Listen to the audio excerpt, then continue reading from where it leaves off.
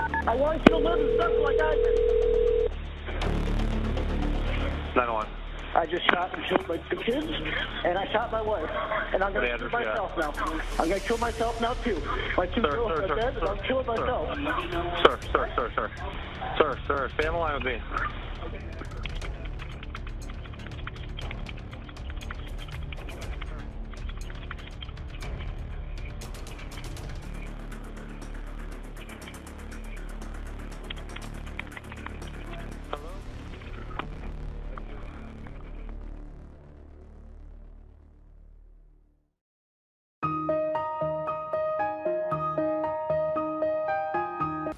What's up, guys? I wanted to bring this story to you because I feel like it's very influential. This lady lost her twin daughters. She was shot, as well as her ex-husband killed himself. And I want to say that domestic violence is never right. It's never okay. So if you're in a situation, get out. Check this story out. Make sure you share, subscribe, and also hit that like button. Have a blessed day. Truth. Kids. They were very happy. They were spoiled, of course, but they were also like going to concerts, and concerts made them super happy. Getting ready for concert. These are both pictures. They're going to concert. There's their Cubs outfit. I was scared to tell my husband because we waited 10 years before we decided to have kids. And I was scared. I was like, oh my gosh, he didn't even wanted to have one. Now we're gonna have two. How is he gonna feel about this? And when he found out, he was okay with it. He's like, it's okay. It's like, okay. But I was scared to tell him. These are the ultrasound of the girls. It was hard to tell them apart in the beginning, but then you get used to it. Every hour on the hour, I was feeding one or the other. And I just would not sleep at all. I had asked him for a divorce more than once, twice, 3 times. I've asked him for a divorce almost 10 years ago. And at that time, the girls were little.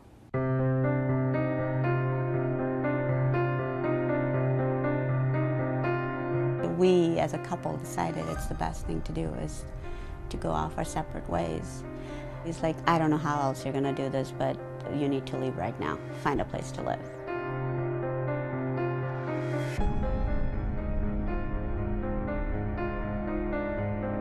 I was not allowed to see the girls without him. I was told, please don't text your daughters. Don't text them goodnight. Don't have a conversation with them. And if my daughters wanted to come and see me, they were not allowed to be alone with me. And I started getting messages from Randy at work. He was drinking a lot. He was hiding wine bottles in his bedroom. And the text messages start out by saying, I want to see you. If you can come by, I'll give you all the paperwork you need for whatever things you need, you know. And then I got a text from him saying, you know, I have secrets too.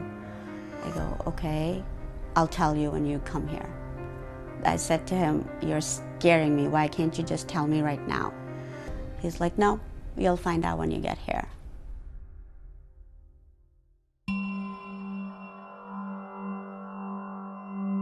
So I walked in. I saw Brittany's head she's lying down, the TV is going, Friends playing. She would watch Friends like 100 times. I went in the kitchen. I started grabbing my paperwork. He's like, all the paper is right there. And he was behind me. And he said, turn around. And I see the gun pointed to his head. And you think it's fake. You don't think it's real. Because that's not happening. That's just not happening. I just looked at him and I go, what the hell are you doing? You're gonna wake up the girls. And he goes, they're already dead. I didn't go and run to check on them. I went and grabbed him instead. I go, what are you talking about? What the hell are you talking about? He just pointed the gun to my head. And he goes, I want you to live and suffer. That split second, the gun went from my head to my leg. And there was not even like a second for him to say that he was gonna shoot me. It just happened within, like that. He just shot me. That's when I realized my girls are gone.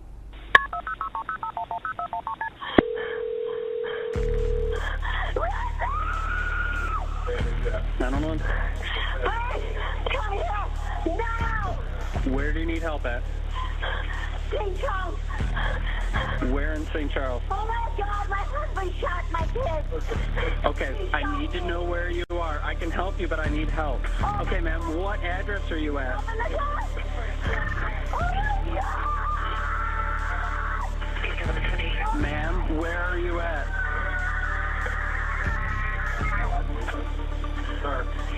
Ma'am, I can help you, but I need to know where you are.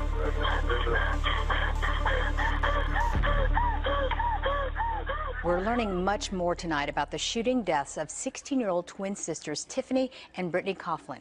St. Charles police now say their father killed the girls and then killed himself.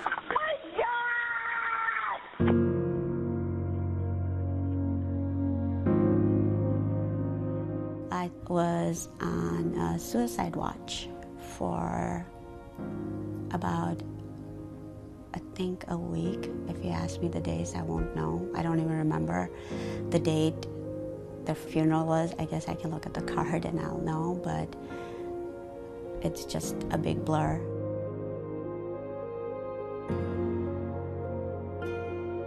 I got to see my girls. I hadn't seen them since they passed away. I walked up to one of the coffin and they didn't look like my girls. I touched Brittany's hand and I moved it right away because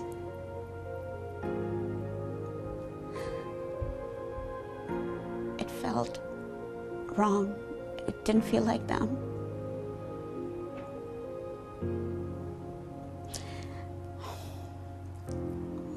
They looked beautiful, but they weren't my girls.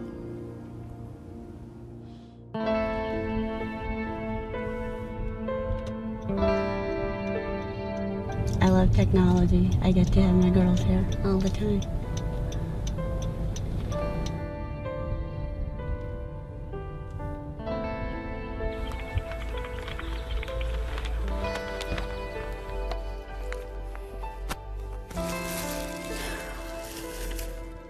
Here, Tiff, I bought you your sunflowers, your favorite.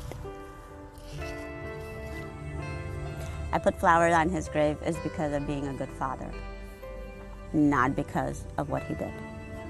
That's why he gets flowers still. But I don't talk to him. Can I ever forgive him? No, not gonna happen. Never gonna happen. So people need to stop telling me you need to move on and forgive him. Never going to happen. His last request when he would I talk would always say, I want to be cremated. I didn't want him to have that. I wanted him to be buried, not get what he wanted, and be next to your daughters and tell them what you did. At that time, when you have to make all these decisions after this happens to you, within a week, I had to decide how I want to do all this. You're not in your right mind to make these kind of decisions of what's right, what's wrong. I refuse to be buried next to him. I will not be buried here. My plot will be next to Tiffany.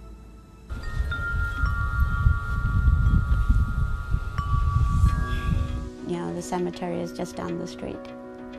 And I get to visit them whenever I want. And I can go when it's pouring rain. I can go if it's snowing. I can never miss a Sunday for them. So I like living here. I love living here. And my girls loved it here.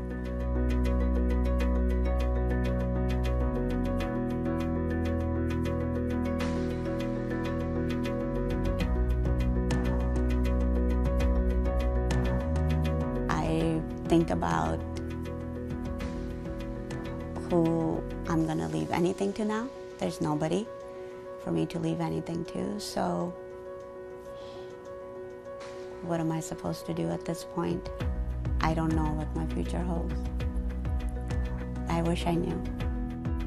When they passed away, I decided to get a tattoo. It will be with me till the day I die. I'm okay if you're okay. Tiffany and Brittany, their birth date and they passed away, and the music note in the middle symbolizes how much they loved music. And I wanted my girls to know that Mom is okay, because you guys are okay.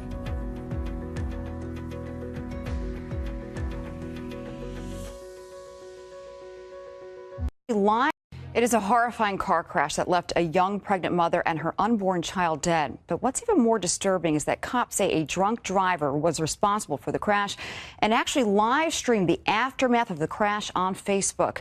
Stephen Fabian has the story.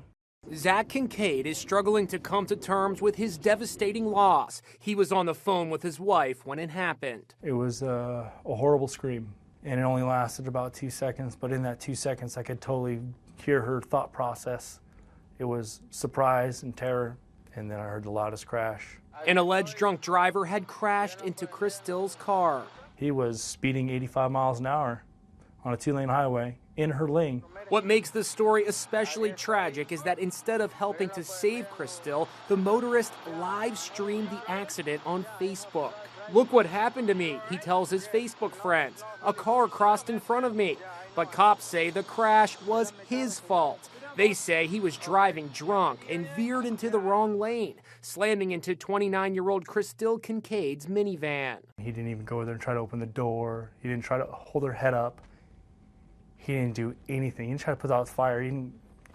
He said, "Look at my car. Look what somebody did to my car." Chris Still was clinging to life when she was airlifted to the hospital in Hemet, California. She was 8 months pregnant. Doctors performed a C-section to try to save the unborn baby, but it was too late. The doctor was crying. She was telling me how perfect she was, full head of hair, chubby cheeks, chubby little thighs. The baby was laid to rest in Chris Still's arms. These heartbreaking photos were taken at the funeral as Chris Still's 4 surviving kids say goodbye. Zach decided to make the photos public, and they are touching hearts across the USA. I had to show everybody that nightmare. So you wanted to show others the dangers of drunk driving? Yes, it's exactly what I want.